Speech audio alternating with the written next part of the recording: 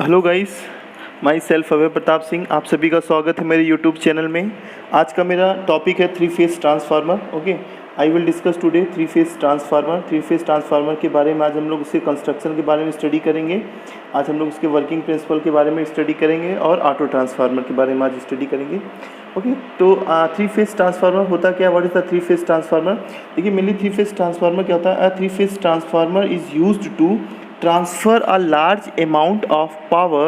The three-phase transformer is required to step up and step down the voltage at various stage of a power system. Okay, मतलब जो three phase transformer होता है, जो mainly इसका जो work होता है, मतलब लार्ज अमाउंट में पावर को क्या करता है? ट्रांसफ़र करता है one place to another place, मतलब one circuit to another circuit. ये क्या करता है? ट्रांसफ़र करता है without change of the frequency, मतलब इसके ट्रांसफ़र में फ्रीक्वेंसी में कोई भी चेंजेस नहीं होता है। It is called as the three phase transformer. ठीक है, मतलब ये मेनली लार्ज अमाउंट के लिए इसका यूज करते हैं। देखिए, जो इसका मेनली जो यूज होता है, जो इसका मेनली जो इस ट्रांसफार्मर का यूज होता है, वो लॉन्ग डिस्टेंस ट्रांसमिशन के लिए यूज होता है। ठीक है, लॉन्ग डिस्टेंस ट्रांसमिशन के लिए कैसे? मतलब जैसे मैं आपको दिखा रहा हूँ, जैसे लॉन्ग डिस्टेंस में जैसे आपका बहुत बड़ा बड़ा जो पावर प्लांट होता है, जहाँ पे हम लोग पावर स्टेशन जिसको हम लोग बोलते हैं, ठीक है, जहाँ पे हम लोग क्या करते हैं? लाइट को प्रोड्यूस करते हैं। जैसे बड़े बड़े स्टेशनों पे हो गया, जैसे थर्मल पावर प्लांट हो गया, हाइड्रो पावर प्लांट हो गया, न्यूक्लियर पावर प्लांट हो गया। ठीक है, वहाँ पे कई जगह पे हम लोग क्या करते हैं? मतलब जनरेटिंग स्टेशन पे हम लोग क्या करते हैं? थ्री फेस ट्रांसफार्मर का यूज करते हैं। तो कैसे यहाँ पे यूज करते हैं वो देखिए, हम आपको दिखाते हैं कि ये मेरा क्या है? जनरेटिंग स्टेशन है। ठीक है, ये मेरा क्या है? जनरेटिंग स्टेशन है। फिर उसके बाद क्या होता है? ये ट्रांसमिशन स्टेशन होता है, फिर डिस्ट्रीब्यूशन होता है, और फिर ये मेरा क्या होता है? कंज्यूमर तक आता है। ठीक है, कंज्यूमर तक लाइट आती है, और ये मेरा डिस्ट्रीब्यूशन हो गया। ठीक है, देखिए यहाँ पर क्या होता है कि इतना ये लॉन्ग डिस्टेंस होता है, मतलब इस जनरेटिंग स्टेशन से और कंज्यूमर तक में, कि यहाँ पर लॉन्ग डिस्टेंस होने की वजह से यहाँ पे लॉसेस बहुत ज़्यादा होता है। ठीक है, लॉन्ग डिस्टेंस ट्रांसमिशन की वजह से यहाँ पर जो लॉस होता है पावर का, वो बहुत ज़्यादा होता है। तो इसलिए हम लोग जो भी यहाँ पर उतना जो भी करंट यहाँ पर पावर डेवलप करते हैं, उसको ट्रांसमिट करने के लिए हम यहाँ पर थ्री फेस ट्रांसफार्मर का यूज़ करते हैं। ठीक है, मतलब जनरेटिंग स्टेशन पे हम लोग यहाँ पे क्या करते हैं? हम लोग थ्री फेस ट्रांसफार्मर का यूज़ करते हैं। ठीक है, थ्री फेस ट्रांसफार्मर का यूज़ हम लोग इसलिए करते हैं कि ताकि यहाँ पर मेरा क्या हो? करंट मैक्सिमम ट्रांसफ़र हो सके। ठीक है, मतलब थ्री फेस ट्रांसफार्मर, वो भी कौन सा three phase transformer? Step up transformer हम लोग यहाँ पर यूज़ करते हैं।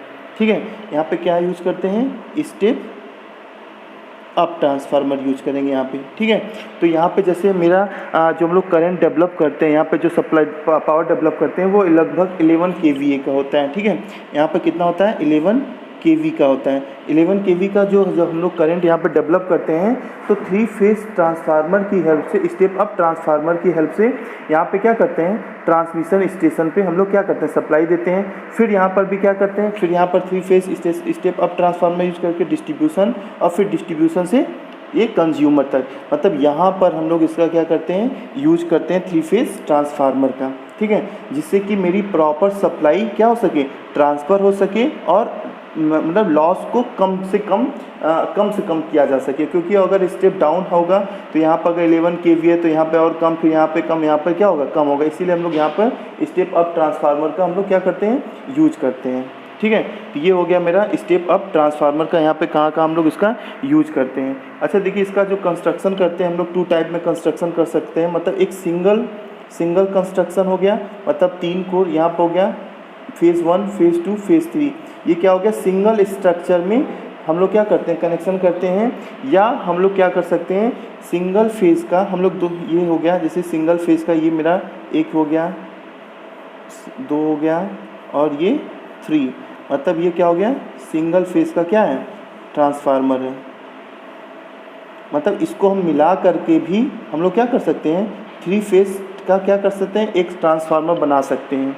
ठीक है, या हम लोग इसको कुछ इस तरीके का बना लेते हैं ये। ठीक है, ये मेरा हो गया, ये मेरा हो गया 3 फेज ट्रांसफार्मर। ठीक है, तो कुछ इस तरीके का हम लोग ट्रांसफार्मर पढ़ सकते हैं, या तो इसका तरीके का भी कंस्ट्रक्शन कर सकते हैं और इस तरीके का भी हम लोग कंस्ट्रक्शन कर सकते हैं। ठीक है, पर मेनली हम लोग 90% हम लोग इस तरीके का ट्रांसफार्मर यूज करते हैं। मतलब जहाँ पर क्या होता है, मतलब अ सिंगल, मतलब मेनली जो उसका यूज होता है, देखिए a single 3 phase transformer in which the core, ठीक है, in which the core and winding for all the 3 phase are merge in, क्या है, merge in single structure, merge in single structure. मतलब एक सिंगल स्ट्रक्चर में हम लोग 3 phase transformer को जो यूज करते हैं वो कुछ इस तरीके का इसका कंस्ट्रक्शन होता है। और जो यहाँ पर जो 3 सेपरेट सिंगल फेज, 3 देखिए एक सेपरेट हो गया 1 2 3, मतलब ये क्या हो गया 3 separate single phase transformer is suitable connected for 3 phase operation. मतलब 1 2 3 कुछ इस तरीके का हम लोग क्या कर रहे हैं, इसमें कनेक्शन कर रहे हैं। तो इस 2 तरीके का कनेक्शन कर सकते हैं। यहाँ पर हम लोग इसको 90% यूज़ करते हैं, इसको कम यूज़ करते हैं। ऐसा क्यों करते हैं अभी मैं आपको दिखाता हूँ। क्योंकि यहाँ पर देखिए कोर हमारा ज़्यादा यूज होगा, यहाँ पे वायर ज़्यादा यूज होगा, यहाँ पे लॉसेस ज़्यादा होंगे कंपेयर टू इसकी। जब लॉसेस ज़्यादा होंगे तो इफ़िशियंसी इसकी क्या होगी, कम होगी, और क्या होगा, आउटपुट उतना अच्छा रिस्पॉन्स नहीं दे पाएगा। तो इसलिए हम लोग सिंगल स्ट्रक्चर का जो 3 फेज ट्रांसफार्मर होता है वो हम लोग यूज करते हैं यहाँ पे। ठीक है, ये है आपका कंस्ट्रक्शन। देखिए अब मेनली यहाँ पर देखिए, और एक चीज़ और मैं आपको सिंपल तरीके से बता दूँ, लॉजिकली तरीके से, कि जिससे कि आपको आसानी से समझ में आ जाए। देखिए जैसे यहाँ पे मैं दिखा देता हूँ आपको, एक एग्जांपल ले रहा हूँ। ये जैसे आपकी ये रोड है, ठीक है, जैसे कोई रोड पे आपकी एक बस है, ठीक है, ये यहाँ पर एक आपकी ये बस है, ठीक है, ये आपकी एक, मैं मान लेता हूँ यहाँ पे एक बस है। ये बस इस रोड पे चल रही है, इसमें 15 पैसेंजर बैठे हुए हैं, मतलब 50 यात्री इस बस पे बैठ के यात्रा कर रहे हैं। ठीक है, 15 पैसेंजर इस, ठीक है, सिट ऑन द बस, इस सीट पे हैं। अगर आपको इसी में अगर हम क्या करते हैं, अगर हम लोग 5 कार अगर यूज कर लेते हैं, 1 2 3 4 5, मतलब 50 व्यक्ति के लिए, 15 पीपल्स के लिए अगर हम लोग क्या करते हैं, अगर 5 कार का अरेंजमेंट करते हैं, तो यहाँ पर देखिए ये यहाँ पर 15 लोग इतने स्पेस में बैठे हैं, और यहाँ पे क्या हो गया, ये 15 लोग इतने स्पेस को क्या कर रहे हैं, कवर कर रहे हैं। यहाँ पे इतना स्पेस कवर हो रहा है, यहाँ पे इतना स्पेस कवर हो रहा है। मतलब यहाँ पर क्या हो रहा है, कवर, यहाँ पर स्पेस जो कम यूज हो रहा है, और यहाँ पे क्या हो रहा है, ज़्यादा यूज हो रहा है। मतलब लॉस हुआ कि नहीं, स्पेस का लॉस होगा। यहाँ पर टाइमिंग भी चेंज हो सकती है, आगे पीछे भी आदमी पहुँचेगा। ठीक है, सब कार का माइलेज भी कुछ अलग अलग हो सकता है, जिसकी वजह से ये इसका कास्टिंग ज़्यादा हो सकती है, इसका कंपेयर टू इसके एवरेज इसका सही रहेगा। ठीक है, इसका जो प्रोसेसिंग है, इसका मतलब मेंटेनेंस चार्ज है वो कम रहेगा, इसका मेंटेनेंस चार्ज इसका ज़्यादा होगा, इसका जो आपका क्या नाम है, इसकी कास्टिंग जो आएगी वो ज़्यादा आएगी, क्योंकि इसका मेंटेनेंस चार्ज ज़्यादा आएगा। ठीक है, एरिया देखिए ज़्यादा ले रहा है। तो अगर कोई भी आदमी अगर डैमेज हो गया यहाँ पे, तो यहाँ पर क्या हो गया, मान लेता हूँ अगर यहाँ पे 10 लोग बैठे हैं एक कार पे, तो ये क्या हो गई, अब यहाँ पे 14 लोग ही पहुँचेंगे, एक आदमी क्या हो गया, पीछे हो गया। तो यहाँ पर क्या हो गया, ये सूटेबल होता है, मतलब सिंगल बस में 15 लोग जर्नी करें या ऐसे इस तरीके से। तो यहाँ पर क्या हो गया, आपका स्पेस ज़्यादा हो रहा है। ठीक है, देखिए मोर स्पेस, यहाँ पर ज़्यादा स्पेस ले रहा, मोर कॉपर यूज, मतलब जब आप वाइंडिंग करेंगे तो यहाँ पर देखिए जैसे सिंगल फेस की आप वाइंडिंग कर रहे थे, यहाँ पे सिंगल फेस की वाइंडिंग क्या होगी, ज़्यादा कॉपर वाइंडिंग यूज करेंगे, और यहाँ पे लॉस भी क्या होगा, तब ज़्यादा होगा। आपको लॉस दिख रहा है ना, देखिए यहाँ पे ज़्यादा स्पेस होगा, ज़्यादा स्पेस लेगा, लॉस ज़्यादा होगा। जब लॉस ज़्यादा होगा तो इसकी इफ़िशियंसी क्या होगी, कम हो जाएगी। इसका क्या होगा, अगर इस तरीके में होगा तो लेस स्पेस होगा। ठीक है, इसका लेस स्पेस होगा, और यहाँ पर क्या होगा, इसकी इफ़िशियंसी अच्छी होगी। ठीक है, इसलिए हम लोग सिंगल स्ट्रक्चर का जो 3 फेज ट्रांसफार्मर होता है, जो ये होता है, वो हम लोग इस तरीके का यूज करते हैं। ठीक है, देखिए जो मेनली इसका जो हम लोग जो कंस्ट्रक्शन होता है, मतलब the 3 phase transformer construction mainly into 2 वे।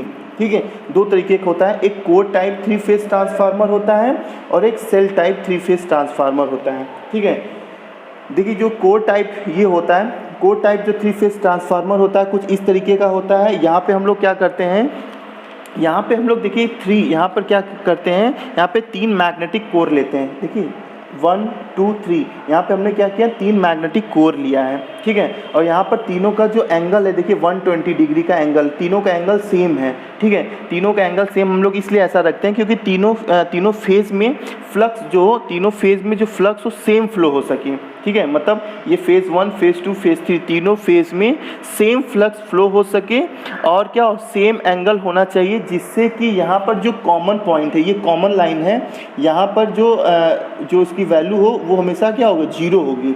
मतलब ये यहाँ पर क्या होगा, न्यूट्रल पॉइंट होगा। ठीक है, मतलब 3 फेज़ होता है और एक क्या होता है, न्यूट्रल होता है।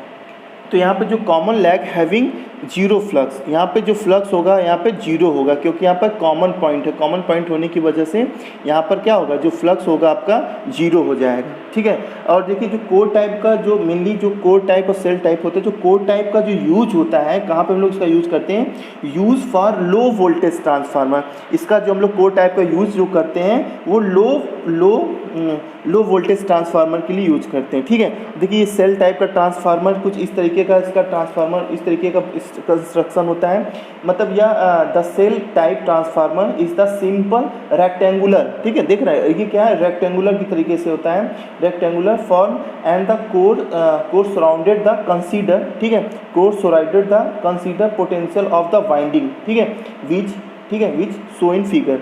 देख रहे हैं आप, इस फिगर में आप देख रहे होंगे, यहाँ पर प्राइमरी भी वाइंडिंग, यहाँ पर बोथ क्या है, primary secondary winding are placed in the one core. ठीक है, यहाँ इसका जो हम लोग इस टाइप का जो सेल टाइप 3 फेज ट्रांसफार्मर का जो मेनली जो यूज होता है हमारा, वो use for high voltage transformer.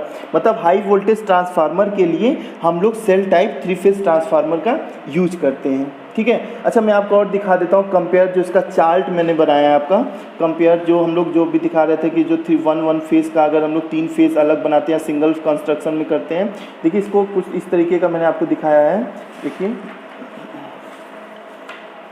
देखिए ये कुछ इस तरीके का है आपका, यहाँ पर देखिए ये बैंक ऑफ लिखा है ना, बैंक ऑफ 3 फेज ट्रांसफार्मर और single unit of 3 phase transformer. मतलब जो सिंगल स्ट्रक्चर का ट्रांसफार्मर था, ठीक है, वो ये है आपका। देखिए ये आपका सिंगल स्ट्रक्चर हो गया और ये क्या 1111। ठीक है, मतलब 3 अलग अलग सिंगल फेज को हम लोग क्या कनेक्ट करके एक 3 फेज ट्रांसफार्मर बना रहे हैं। देखिए इसका कैसे मैं कंपेयर और डिटेल में मैंने आपको इसमें दिखाया है। देखिए यहाँ पे मान लेता हूँ ये 1 2 3, ये आपका क्या है, ये अलग अलग क्या है, ट्रांसफार्मर हो गया। ठीक है, ये आपका ट्रांसफार्मर है। ट्रांसफार्मर जो है इसको हम लोग क्या कर रहे हैं, कनेक्शन कर रहे हैं यहाँ पे। ठीक है, देखिए ये 1 ये 2 ये 3, ठीक है, अलग अलग ट्रांसफार्मर है। यहाँ पे हमने क्या किया, यहाँ A1 A2 B1 B2 C1 C2 इसका नाम रख दिया यहाँ पर। ठीक है, हमने क्या किया, A2 को, ठीक है, A2 B2 C2 को कॉमन कनेक्शन कर लिए। ठीक है, A2 को B2 को C2 को हमने कॉमन कनेक्शन करके यहाँ पे न्यूट्रल में निकाल दिया, और A1 B1 C1 को हमने RYB से कनेक्शन कर दिया।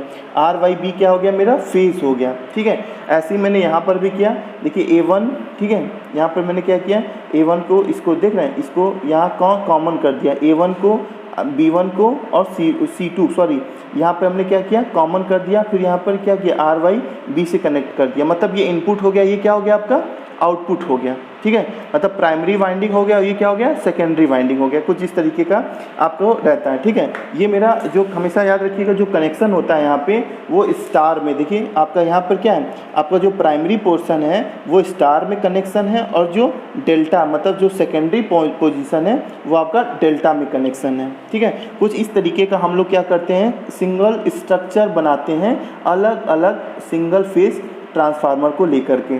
ठीक है, तो यहाँ पर क्या होता है कि अगर आपका सिंगल कोई भी एक फेज एक ट्रांसफार्मर अगर आपका डैमेज भी हो जाता है, तो हमारा 2 ट्रांसफार्मर जो है इससे भी हम लोग वर्क कर सकते हैं। ठीक है, वर्क कर सकते हैं वी टू वी कनेक्शन की हेल्प से इसको हम लोग क्या कर सकते हैं, इसको कंटिन्यू रख सकते हैं, या इसको ओपन डेल्टा कनेक्शन की हेल्प से इसको हम लोग यूज कर सकते हैं। ठीक है, ओपन डेल्टा कनेक्शन की वजह से इसको हम लोग क्या कर सकते हैं, यूज कर सकते हैं। अगर आपका कोई एक ट्रांसफार्मर डैमेज हो जाता है, उस कंडीशन में हम लोग ऐसे यूज कर सकते हैं। ठीक है, फिर यहाँ पे जो इसका मेनली जो यूज होता है, इसका जो यूज होता है, इस तरीके का जो ट्रांसफार्मर होता है जो यूज होता है वो माइंस में यूज करते हैं, या इम्बैलेंस लोड में या माइंस में इसका इस तरीके का ट्रांसफार्मर का हम लोग यूज करते हैं। ठीक है, और देखिए single unit of 3 phase transformer का देखिए कुछ मैं इसका आपको मेरिट डिमेरिट समझा देता हूँ, जिससे आपको आसानी से कॉन्सेप्ट इसका समझ में आ जाएगा। देखिए इसका वेट एज वेल एज क्या होता है, कॉस्ट रिड्यूस होता है। ठीक है,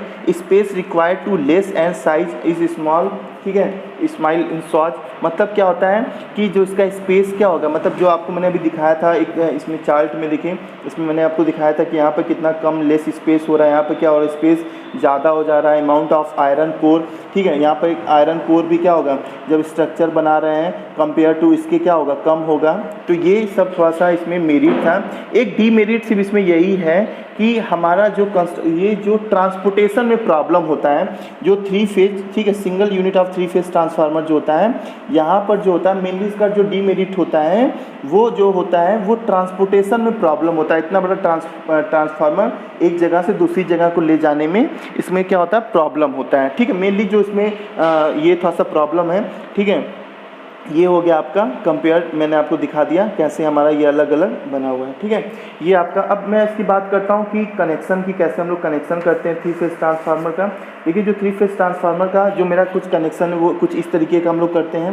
देखिए ठीक है, हम लोग डेल्टा डेल्टा भी करते हैं, स्टार स्टार भी करते हैं, स्टार डेल्टा और डेल्टा स्टार कनेक्शन करते हैं, ठीक है।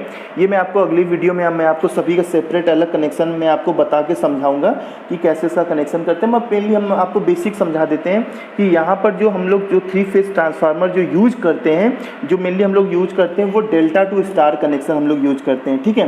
मतलब प्राइमरी में हमने डेल्टा दिया, जैसे भी आपको मैंने इससे पहले आपको दिखाया था, प्राइमरी में हमने क्या किया डेल्टा किया और सेकेंडरी में हमने स्टार कनेक्शन किया।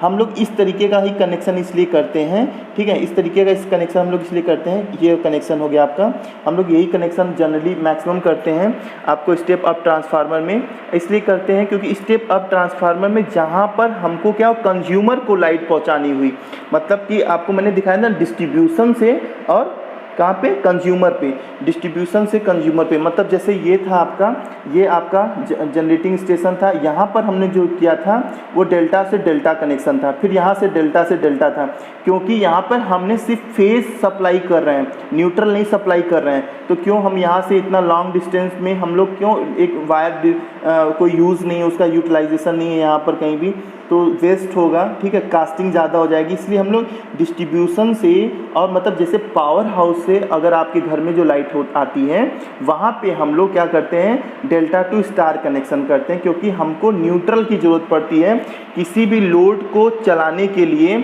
मतलब एक किसी भी लोड को एक क्या होती है, एक न्यूट्रल की और एक फेज़ की, ठीक है, मतलब एक आपकी एक न्यूट्रल हो गया और दूसरा क्या होगा फेस हो गया, ये दो मस्ट होता है लोड को रन करने के लिए। तो हमारा क्या होता है कि ये मेरा डेल्टा टू स्टार हम लोग कनेक्शन करते हैं, ठीक है। यहाँ पे डेल्टा टू स्टार RYB होता है, ठीक है, हमारा कहाँ पे इस प्राइमरी वाइंडिंग में, और सेकेंडरी वाइंडिंग में हम लोग स्टार कनेक्शन इसलिए करते हैं क्योंकि RYB का जहाँ पर कॉमन पॉइंट होता है, ये जो कॉमन पॉइंट होता है यही आपका क्या होता है, यही आपका न्यूट्रल होता है, ठीक है। न्यूट्रल कहाँ होगा, न्यूट्रल मेरा स्टार कनेक्शन में होता है, जहाँ पर मेरा तीनों का कॉमन पॉइंट होगा वही मेरा क्या होगा न्यूट्रल होगा।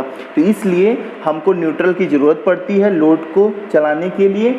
कोई भी लोड हो, आपका रेजिस्टिव लोड हो, इंडक्टिव लोड हो, कैपेसिटिव लोड हो, किसी भी तरीके का लोड होता है, उस लोड को रन करने के लिए मिनिमम 2 सोर्स की ज़रूरत पड़ती है। एक आपका न्यूट्रल हो गया, दूसरा क्या हो गया फेज हो गया। न्यूट्रल हमारा हमेशा स्टार कनेक्शन से ही मिलता है, इसलिए हम लोग यहाँ पे डेल्टा टू स्टार कनेक्शन करते हैं, ओके।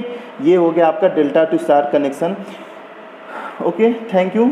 आपको नेक्स्ट वीडियो में मैं आपको और अच्छे से समझाऊंगा, थोड़ा सा आपको जो भी इसका जो भी स्टडी मटेरियल है मैं इसके लिंक पे आपको शेयर कर दूंगा, ठीक है, वहाँ से आप लोग डाउनलोड कर लीजिएगा। और कोई भी डाउट होगा आप मुझे कमेंट बॉक्स में कमेंट करके ज़रूर बताइएगा कि आपको वीडियो मेरा कैसा लगा। अगर कोई भी डाउट होगा कमेंट ज़रूर करिएगा, ठीक है। अधिक से अधिक लोग इसको सब्सक्राइब करिएगा, शेयर करिएगा अगर आपको अच्छा लगता है मेरा वीडियो, ठीक है। Okay, thank you.